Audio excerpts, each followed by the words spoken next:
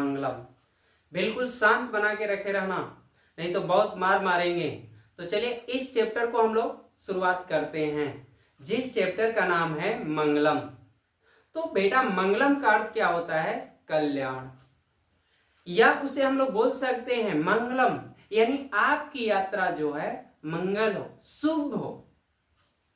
ठीक है, तो इस मंगलम पाठ में 4 उपनिषद से लिया गया है।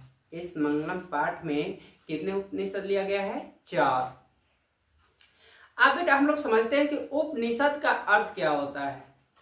उपनिषद का अर्थ होता है गुरु के समीप बैठना। अभी क्या हमने बताया? उपनिषद का अर्थ क्या बताया? गुरु के समीप बैठना।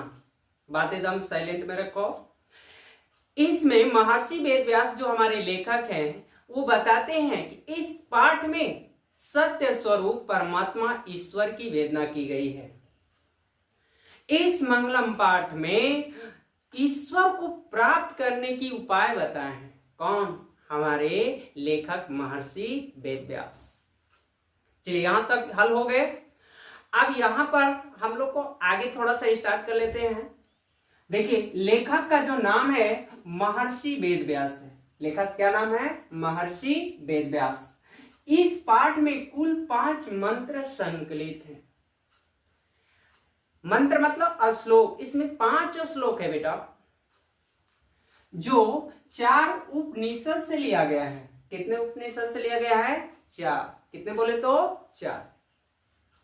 पहला उपनिषद है ईशावास्य उपनिषद, दूसरा कठोर उपनिषद, और तीसरा जो है मुंडको उपनिषद, चौथा जो है श्वेताश्वर उपनिषद।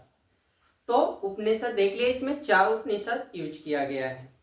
अब यहां पर थोड़ा सा और याद रखना है, कुल उपनिषद जो होते हैं 108। काजल शर्मा कितने कुल उपनिषद होते हैं? 108। चलिए करेक्ट है। कुल वेद की संख्या जो है 4 है।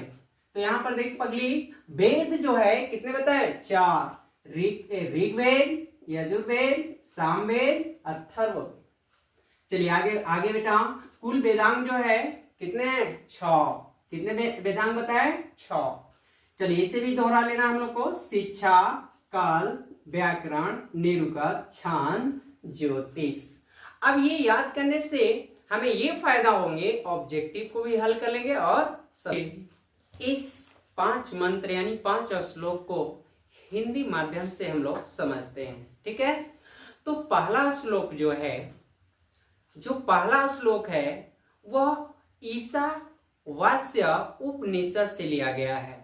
पहला श्लोक जो लिया गया है ईशावास्य उपनिषद से लिया गया है। जो हमारे महर्षि वेदव्यास बताते हैं, सोने के पात्र से सत्य का मुख ढका हुआ है।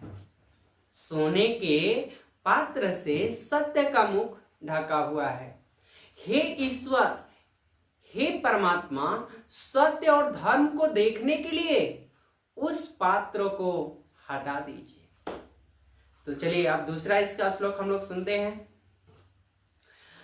आत्मा छोटी से छोटी और महान से महान है।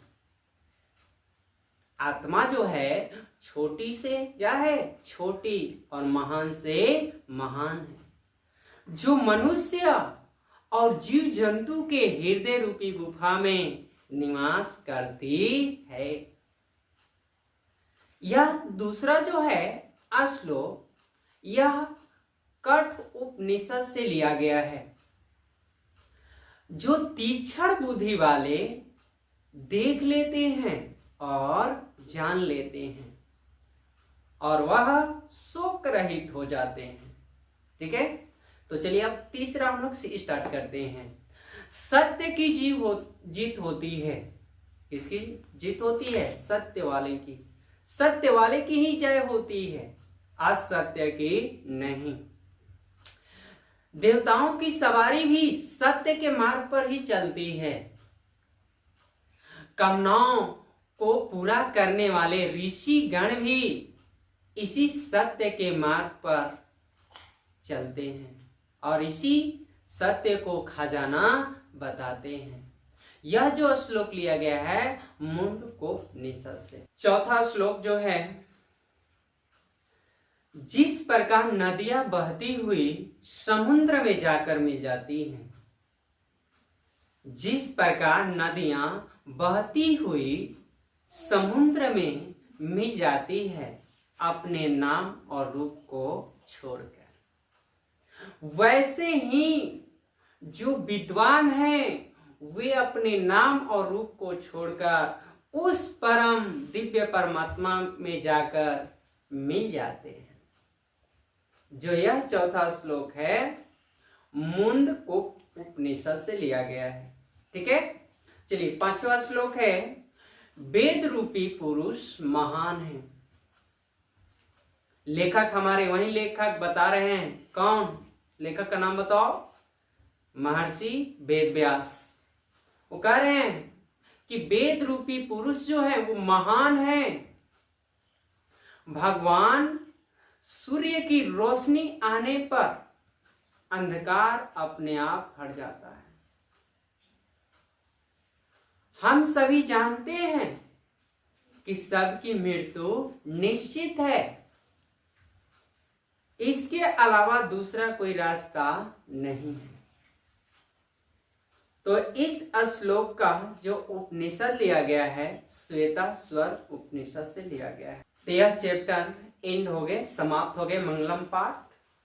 और वीडियो अच्छे लगे तो लाइक, कमेंट एंड शेयर जरूर कीजिएगा।